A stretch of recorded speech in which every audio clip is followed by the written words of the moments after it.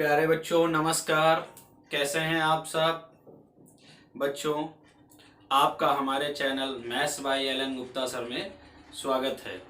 बच्चों आज मैं आपके लिए एक और इम्पॉर्टेंट टॉपिक के साथ आया हूं। उससे पहले आज का विचार बच्चों, परिवर्तन ही सच्ची शिक्षा का प्रमुख उद्देश्य है। परिवर्तन ही सच्ची शिक्षा का प्रमुख उद्देश्य है। आइए बच्चों आज के हम लोग अपने टॉपिक पे चलते हैं। हमारा टॉपिक है आज का कांच के गुटके से प्रकाश का अपवर्तन। मोस्ट इंपॉर्टेंट टॉपिक, ध्यान रखिएगा। ठीक है, तो देखते हैं बच्चों। माना कोई ए बी सी डी एक कांच का गुटका है, लिख लेते हैं। माना ए बी सी डी एक कांच का गुटका है।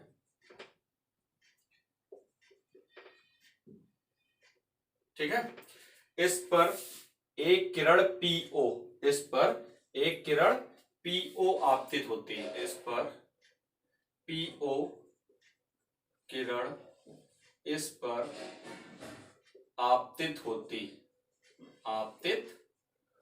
है। ठीक है, तथा अपवर्तित किरण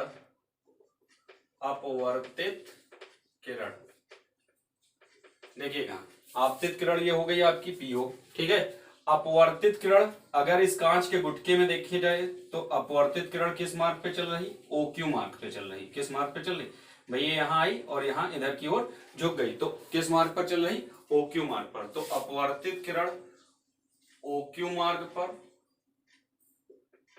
तथा जो तीसरी किरण हो जाएगी ये क्या हो जाएगी? निर्गत हो जाएगी। भाई आपतित हुई, अपवर्तित हुई और फिर बाहर निकल गई, तो इसको हम क्या बोल देंगे? निर्गत किरण। तथा निर्गत किरण किस मार्ग पर चलती है बच्चों? क्यू आर मार्ग पर चलती है। क्यू आर मार्ग पर चलती है। अब भाई एबीसीडी आयताकार क्या हो गया? गुटका हो गया। सिंपल सी बात है। कैसा गुटका है? कांच का है। इस पर हमने एक पीओ आपतित किरण मान लिया। अगर इसको हम लिखना चाहें तो ये कौन सी किरण है बच्चों? आपतित किरण। ठीक है, फिगर में भी आप दर्शा सकते हैं, मैंने माना है वो भी आप बता सकते हैं। ठीक है, अच्छा ये किरण कौन सी हो गई? ये हो गई आपकी अपवर्तित किरण। ठीक है, समझ लीजिएगा, ये अपवर्तित किरण। और ये जो तीसरी किरण ये मैंने आपको बताई, ये क्या है? निर्गत किरण। क्या है? निर्गत किरण। बात समझ में आई इतनी? ठीक है, अब यदि आपतन कोण कितना है बच्चों? आई है। आपतन कोण कितना है? आई है, लिख लेंगे। आपतन कोण बराबर क्या है बच्चों? आई है। अपवर्तन कोण की अगर हम बात कर लें तो क्या है? अपवर्तन कोण कितना है बच्चों? तो ये आई है, अपवर्तन कोण क्या हो गया? आर हो गया। ठीक है, कोण लिख ही चुके हैं, केवल आर लिख लेते हैं। तथा निर्गत, अगर हम निर्गत की बात करें, निर्गत कोण की, तो निर्गत कोण क्या है बच्चों? जिस एंगल पे किरण बाहर निकल रही वो क्या है आपका? आई डैश है। बात इतनी समझ में आई? अब देखते हैं वही अपवर्तनांक वाले फार्मूले से। ए एन जी बराबर sine I upon sine R. A N G equal to sine I upon sine R. A N G का मतलब भाई वायु से जा रही है और किस में जा रही किरण? कांच में जा रही। ठीक, स्नेल का नियम यही तो कहता, sine I upon sine R equal to N. अब ये किरण जा रही वायु से कांच में, तो इसलिए हमने लिख दिया इसको A N G equal to sine I upon sine R. ये आपकी इक्वेशन हो गई फर्स्ट। अब बच्चों sine I upon sine R हो गई। अब ये किरण गुटके के अंदर चली, फिर गुटके से क्या हुई? बाहर निकली। जब गुटके से बाहर निकली तो ये क्या हो गई? निर्गत किरण। ऐसी सिचुएशन में अगर हम मान लें बच्चों कि प्रकाश के उत्क्रमणीयता के सिद्धांत पर, प्रकाश के उत्क्रमणीयता के सिद्धांतानुसार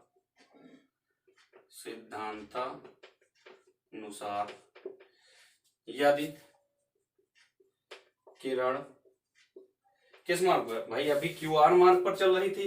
प्रकाश का उत्क्रमणीयता का सिद्धांत इसके पहले के वीडियो में मैंने आपको बताया है कि परावर्तन अपवर्तन के चाहे जितने माध्यमों में वो जाए, लेकिन जब वो पुनः अपने मार्ग पर वापस लौटती है तो उन्हीं मार्गों का क्या करती है किरण?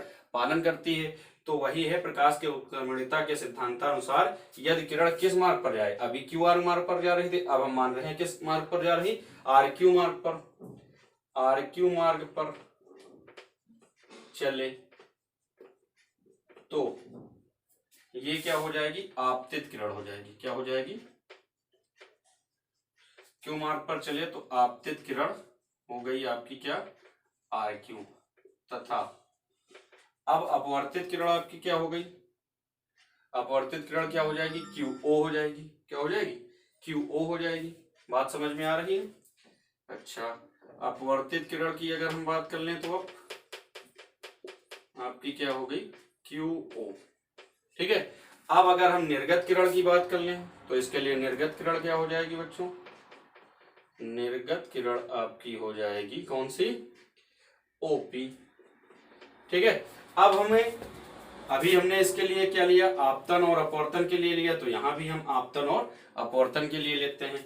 तो यहाँ पे क्या हो जाएगा भाई? यहाँ भी तो वायु से ही किस में जा रही? कांच में ही जा रही। तो यहाँ भी हो जाएगा आपका ANG इक्वल टू साइन। अब यहाँ अपवर्तन जो आपतन कोण हो जाएगा वो कितना हो जाएगा? I dash. अगर लिखना चाहे यहाँ तो यहाँ लिख सकते हैं। इसके लिए आपतन कोण क्या होगा बच्चों? I dash. ठीक। और अपवर्तन कोण क्या होगा? फिर से वही, आर यहां था तो आर यहां भी है। ठीक है। तो अपवर्तन कोण क्या होगा इसके लिए बच्चों? कोण आर। ठीक। तो ANG इक्वल टू क्या हो जाएगा? Sine I dash upon sine R. Clear? Equation हो गई बच्चों सेकंड। ठीक है। Now from first and second. अब देखिए भाई, ANG का मान ये भी है, ANG का मान ये भी है, दोनों ANG के ही मान है। तो हम इससे दोनों की वैल्यू क्या कर सकते हैं? बराबर कर सकते हैं। तो ये क्या हो जाएगा? Sine I upon sine R equal to sine I dash upon sine R dash. बात समझ में आई? आर डैश क्यों? आर। ठीक। अब साइन आर दोनों साइड अपान में है, क्या हो जाएंगे? कैंसिल हो जाएंगे। Then sine I equal to क्या हो जाएगा बच्चों? Sine I dash. यानी आई इक्वल टू क्या हो गया बच्चों? I dash. I equal to क्या हो गया? I dash. इससे क्या पता चलता है? इससे पता चलता है आपतन कोण। आपतन कोण किसके बराबर है? निर्गत कोण के बराबर है। निर्गत कोण के बराबर है। क्लियर? इतनी आपतन कोण निर्गत कोण के बराबर है। इससे स्पष्ट है, इससे थोड़ा अच्छा लिखते हैं ताकि आपको भी अच्छा लगे। इससे स्पष्ट है कि निर्गत किरण कौन से निर्गत किरण? Q R. निर्गत किरण क्यू आर। आपतित किरण पीओ। कौन सी किरण? आपतित किरण पीओ के समांतर है। ठीक है बच्चों। अब इसमें एक चीज और हम देखते हैं। अगर हम यहाँ पे विचलन देख लें तो इस सिचुएशन में देखिए, ये कोण पूरा आई था तो ये पूरा कितना होगा? अगर हम इस पूरे की बात करें तो ये पूरा कोण क्या हो जाएगा बच्चों? ये पूरा एंगल हो जाएगा आपका, उस हिसाब से आई होना चाहिए। ठीक है। अब इतना आर है तो इतना कितना होगा? इस पॉइंट की अगर हम बात कर लें, ठीक है, तो पूरा इतना आई था, इतना क्या है? आर है। तो डेल्टा इक्वल टू कितना हो जाएगा बच्चों? आई माइनस आर। तो इसके लिए अगर अल्पतम विचलन कोण की बात हम करें तो क्या हो जाएगा? Delta equal to I minus R. बात समझ में आई? क्लियर? आगे देखते हैं पार्श्विक विस्थापन। आगे देखते हैं बच्चों पार्श्विक विस्थापन, लेटरल शिफ्ट क्या है। तो देखिए थोड़ा सा समझिएगा बच्चों। ये माना कोई किरण पीओ है। ठीक है। ये जब कांच से गुजरती है तो देखिए इधर की ओर हल्का सा क्या हो जा रही है? झुक जा रही है।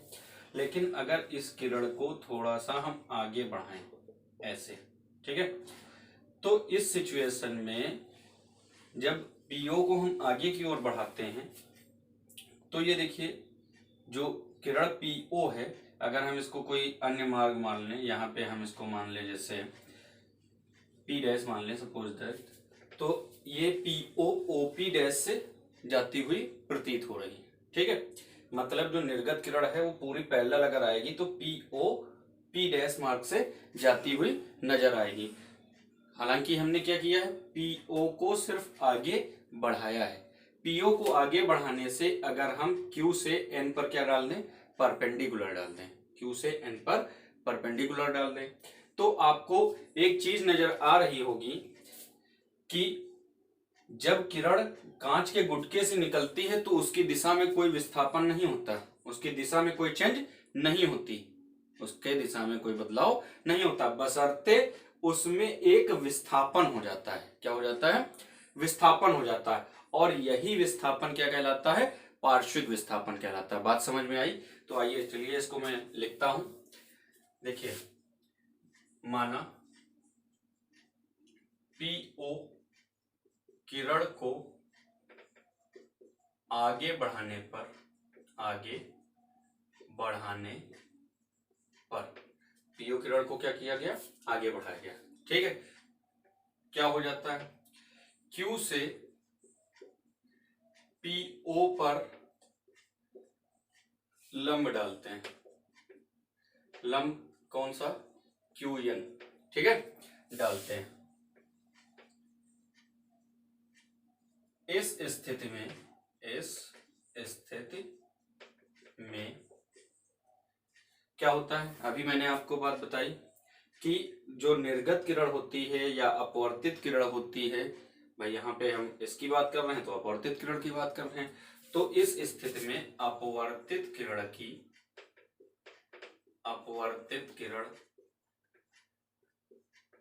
OQ की दिशा नहीं बदलती। बात समझिएगा, जो किरण पीओ थी मतलब इसी दिशा में रही थी, ये भी क्या हुई, इसी दिशा में जा रही थी, बस इसका क्या हो गया, ये क्या हुई, अपने मार्ग से थोड़ा सा विचलित हो गई। भाई यही तो है। तो अपवर्तित किरण OQ की दिशा नहीं बदलती, बस इसमें थोड़ा सा विस्थापन हो जाता है। अब ये हम बात जो कह रहे हैं कि बस इसमें थोड़ा सा विस्थापन हो जाता है, ये हम बात कर रहे हैं पीओपी डैश के लिए। ठीक भाई, जाती अगर नॉर्मल तो जाती पीओपी डैश की स्थिति में, लेकिन जा कहां से रही है, पीओ क्यू मार्ग से जा रही है। ठीक, तो इस स्थिति में क्या हुआ, विस्थापन हो गया। भाई किरण यहाँ पे आनी चाहिए थी लेकिन आई कहां पे, क्यू मार्ग से। ठीक है, तो इस स्थिति में थोड़ा सा विस्थापन हो जाता है, इसे ही क्या कहते हैं, पार्श्विक विस्थापन कहते हैं। क्या कहते हैं, पार्श्विक विस्थापन कहते हैं। बात समझ में आई बच्चों, इसे ही पार्श्विक विस्थापन कहते हैं। ठीक है, अब बात समझ गए। अगर किरण निर्गत क्या होती, अगर गुटका नहीं होता तो नॉर्मल वे में ये पीओपी डैश मार्ग पे चली जाती, लेकिन ये है कांच का गुटका, तो कांच का गुटका है तो ये किरण जो आई वो किस दिशा में आ गई, पीओ OQ दिशा में चली गई, लेकिन इसकी दिशा तो चेंज नहीं हुई, भाई इधर की ओर ही तो जा रही थी, इधर ही आई।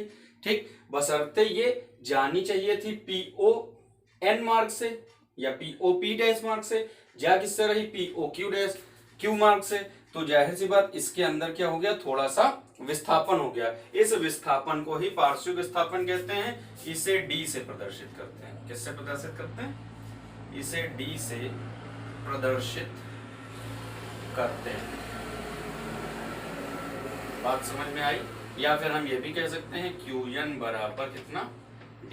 ठीक है, चित्रानुसार देखते हैं बच्चों। अब हम एक त्रिभुज ले लेते हैं, समकोण त्रिभुज। कौन सा समकोण त्रिभुज, समकोण त्रिभुज, ये समकोण त्रिभुज। ठीक है, समकोण त्रिभुज आपका कौन सा हो गया बच्चों, ये देखिए ONQ, समकोण त्रिभुज ONQ से।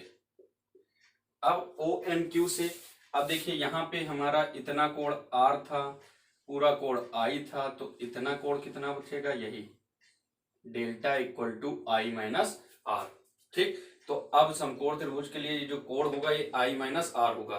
ठीक, यहाँ पे अगर हम इस त्रिभुज को बना लें ऐसे, ठीक है, फिगर से थोड़ा सा निकाल लेते हैं, तो ये O हो गया, ये N हो गया, ये Q हो गया, और ये कोण क्या हो गया आपका I माइनस आर।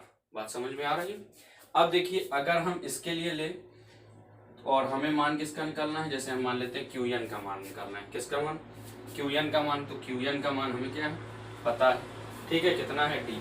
अगर हम OQ का मान इसके द्वारा निकालना चाहें तो देखिए बच्चों, ये परपेंडिकुलर हो गया और ये क्या हो गया, कर्ड हो गया। ठीक है भाई, हिप्टेन्यूज हो गया। तो अगर हम ये कोण माने तो इसके सामने वाली भुजा क्या होगी, आपकी लंब होगी। तो sine I minus R, sorry, I minus R equal to अगर हम निकालें तो क्या हो जाएगा बच्चों, क्यूएन अपान कितना, ओ क्यू। बात समझिएगा। तो इसी को त्रिभुज ओ एन क्यू से sine I minus R equal to कितना, Q N upon O Q. अब क्यू एन है क्या बच्चों, क्यू एन का मान कितना है बच्चों, डी अपान कितना, ओ क्यू। अगर हम ओ क्यू की बात करें तो ठीक है, यहां से अगर हम निकालना चाहें तो डी इक्वल टू क्या हो जाएगा, O Q sine I minus R.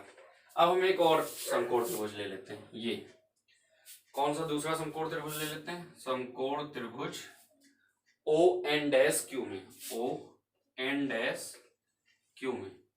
ठीक, अब ओ एन डैश क्यू में हमें मान किसका निकालना, ओ क्यू का निकालना। ठीक, और ओ एन डैश क्यू में देखिए ऐसा, ये आपका हो गया O N one dash, N dash नहीं है, क्या है, एन वन डैश। ठीक है, क्यू। बात समझिएगा। ठीक, ये कोण आपका क्या है, आर है भाई, ये इतना कोण कितना आर है। ठीक, और ये 90 डिग्री। अब हमें मान चाहिए ओ क्यू का, किसका मान चाहिए, ओ क्यू का। अच्छा, ओ एन वन कितना है, ओ एन वन बराबर, यहाँ पे लिख लें, ओ एन वन बराबर, ये ओ एन वन बराबर क्या है, बी टी, और बी टी बराबर क्या है, बी डी, सॉरी, और बी डी बराबर क्या है बच्चों, टी। इस कांच के गुटके की मोटाई मान सकते हैं। ठीक है, ये क्या है आपकी टी। ठीक, तो ये अगर हम ओ एन की बात करें, ओ एन वन की, तो ये कितनी है, टी है। अब ये आर है, हमें इसको निकालना है। तो कर्ण और आधार में किसमें संबंध होता है, कॉस में होता है। तो यहाँ पे लिखेंगे cos R equal to, cos R equal to क्या हो जाएगा बच्चों, ओ क्यू अपान कर्ण, मतलब क्या होता है cos थीटा बराबर आधार बटे कर्ण। तो आधार आपका क्या है, ओ एन वन है, क्या है, ओ एन वन डैश बटे कर्ण कितना है आपका, ओ क्यू। तो ओ एन वन डैश का मान बच्चों कितना, टी अपान ओ क्यू। तो अगर हम यहाँ से ओ क्यू इक्वल टू निकालें तो क्या हो जाएगा, टी अपान cos आर। ठीक, ये मान हम उठा के यहाँ रख देते हैं। अगर ये फर्स्ट मान लेते हैं, ये सेकेंड, यहाँ लिख लेते हैं फ्रॉम फर्स्ट एंड सेकेंड। क्या हो जाएगा बच्चों, D equal to O Q के स्थान पे T अपान cos आर और sine I minus R, sine I minus R. इतनी बात समझ में आई। D equal to T upon cos R sine I minus are.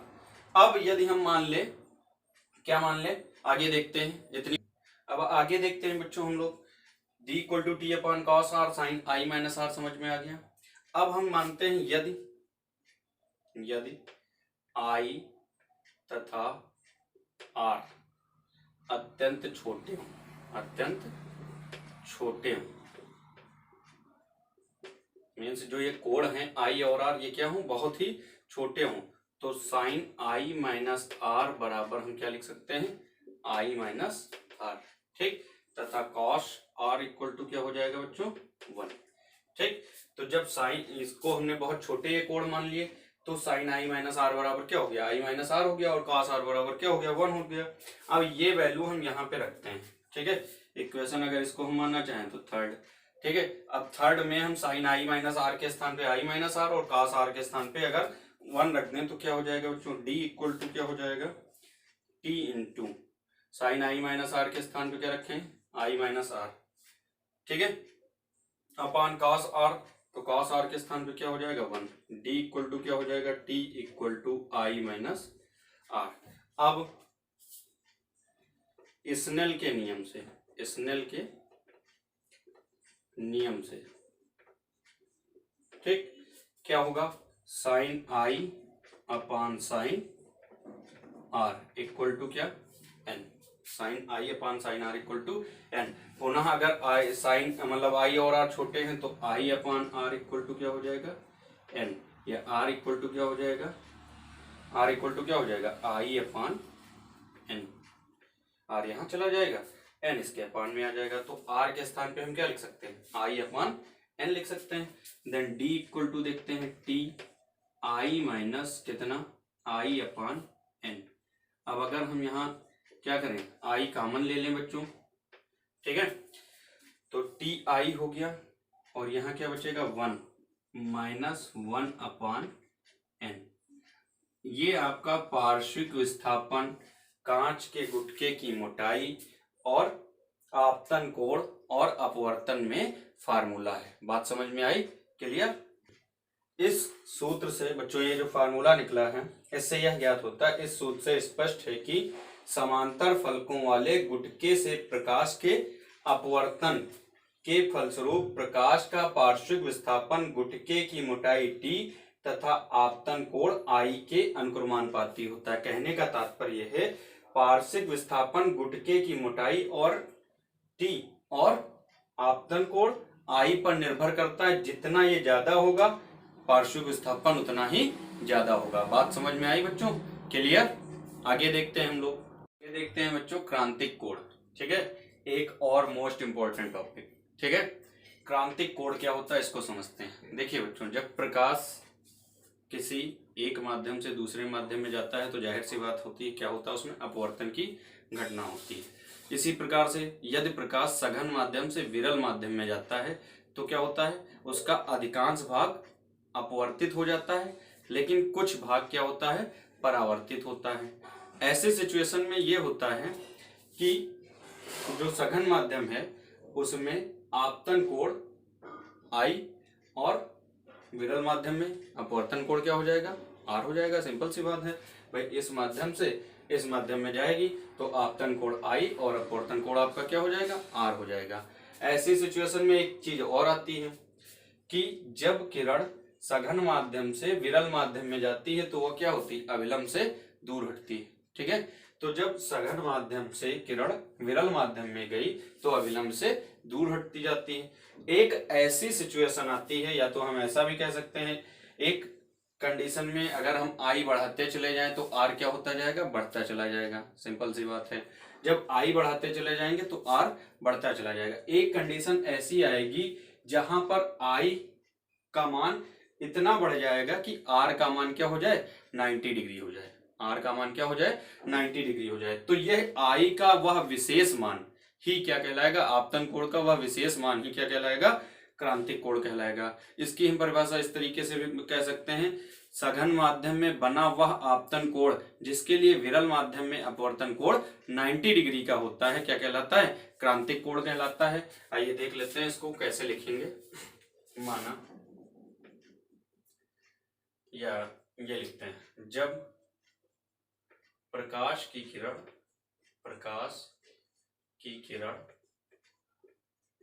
सघन माध्यम से विरल माध्यम में जाती है, ये इन कंडीशंस के लिए है, विरल माध्यम में जाती है, ठीक है, तो किरण अविलंब से दूर हटती जाती है, ठीक है। ये है सघन माध्यम, इससे विरल माध्यम में जा रही तो अविलंब से क्या हो रही दूर हटती जाती, तथा आई का कोण आई का मान बढ़ाने पर कोण आर का मान बढ़ता जाता है। क्या होता जाता है कोण आर का मान बढ़ता जाता है। ऐसी सिचुएशन में क्या होता है, इसमें एक ऐसी स्थिति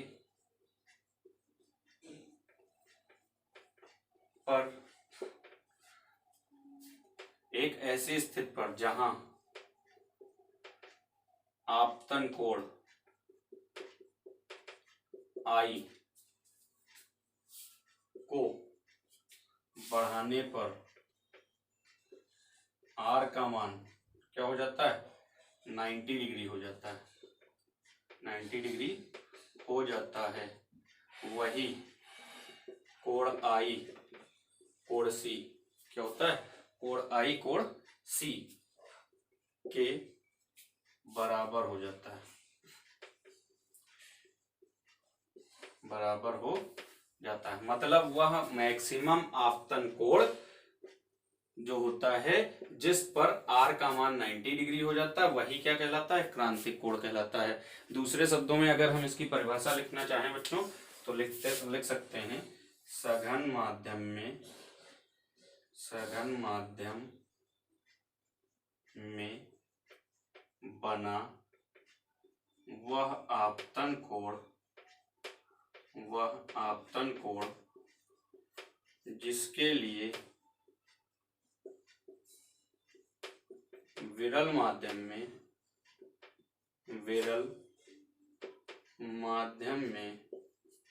अपवर्तन कोण, कौन सा कोण, अपवर्तन कोण, सघन माध्यम में बना वह आपतन कोण जिसके लिए विरल माध्यम में अपवर्तन कोण 90 डिग्री हो जाता है या होता है, क्रांतिक कोण कहलाता है। क्या कहलाता है, क्रांतिक कोण।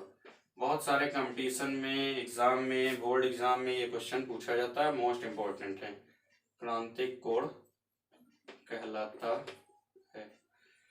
अब अगर हम यहाँ पे बच्चों क्रांतिक कोण और उसमें संबंध निकालना चाहें, क्रांतिक कोण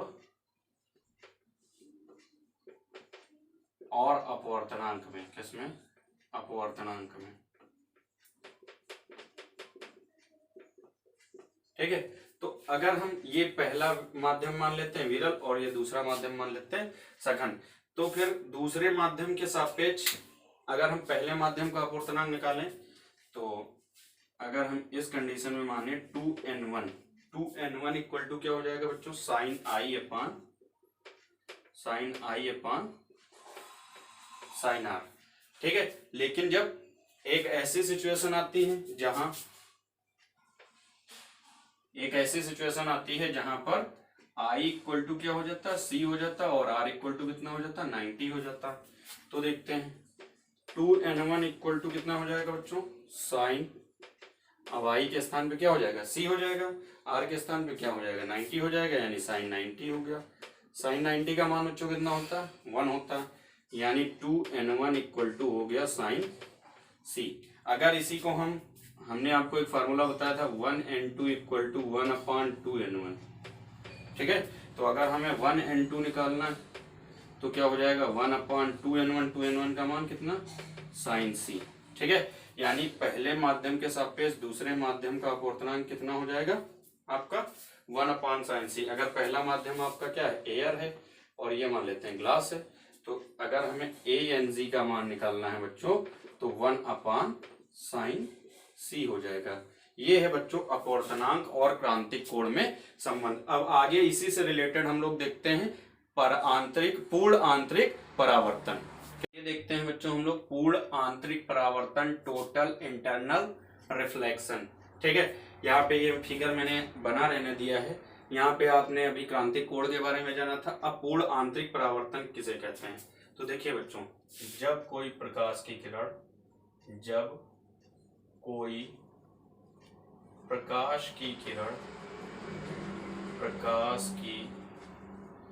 किरण सघन माध्यम से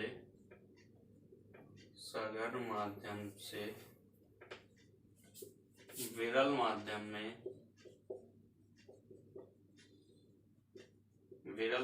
में जा रही हो तथा आपतन कोण का मान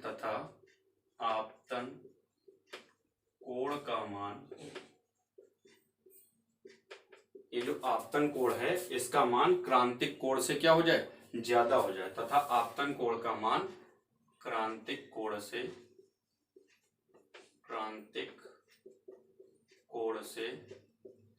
ज्यादा, means I is greater than C हो जाए तो प्रकाश सघन माध्यम से विरल माध्यम में ना जाकर पृष्ठ से ही सघन माध्यम में ही क्या हो जाता है, पूर्ण रूप से परावर्तित हो जाता है। क्या हो जाता है, पूर्ण रूप से परावर्तित हो जाता है, पूर्ण रूप से परावर्तित हो जाता है। इस घटना को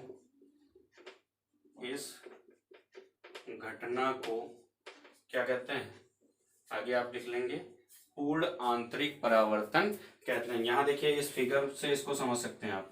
देखिए भाई, यदि आपतन कोण का मान किससे ज्यादा हो जाए, क्रांतिक कोण से, तो जब ऐसी सिचुएशन आएगी तो आपतन कोण का जहां मान क्रांतिक कोण से ज्यादा हो जाएगा तो प्रकाश सघन माध्यम से विरल माध्यम में न जाकर क्या हो जाएगा, उसके ही पृष्ठ से उसी माध्यम में यानी सघन माध्यम में ही क्या हो जाता है, पूर्ण रूप से परावर्तित हो जाता है। इस घटना को ही क्या कहते हैं, पूर्ण आंतरिक परावर्तन कहते हैं। तो ये मैंने लिख दिया इस घटना को, आगे आप ये लिख सकते हैं, पूर्ण आंतरिक परावर्तन कहते हैं। बात समझ में आई, क्लियर? ये देखते हैं बच्चों इसमें पूर्ण आंतरिक परावर्तन की शर्तें। ये भी आपसे बहुत इंपॉर्टेंट है, पूछा जाता है कि पूर्ण आंतरिक परावर्तन की शर्तें क्या होती हैं। तो आइए देखते हैं बच्चों पूर्ण आंतरिक परावर्तन की शर्तें। पहला क्या है, प्रकाश सदैव सघन माध्यम से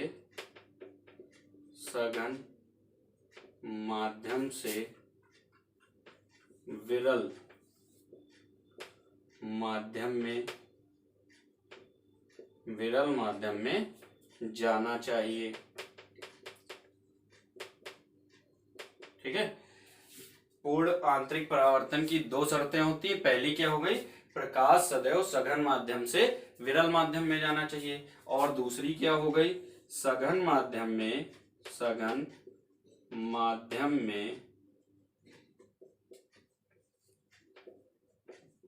कोण I इज ग्रेटर देन कोण C।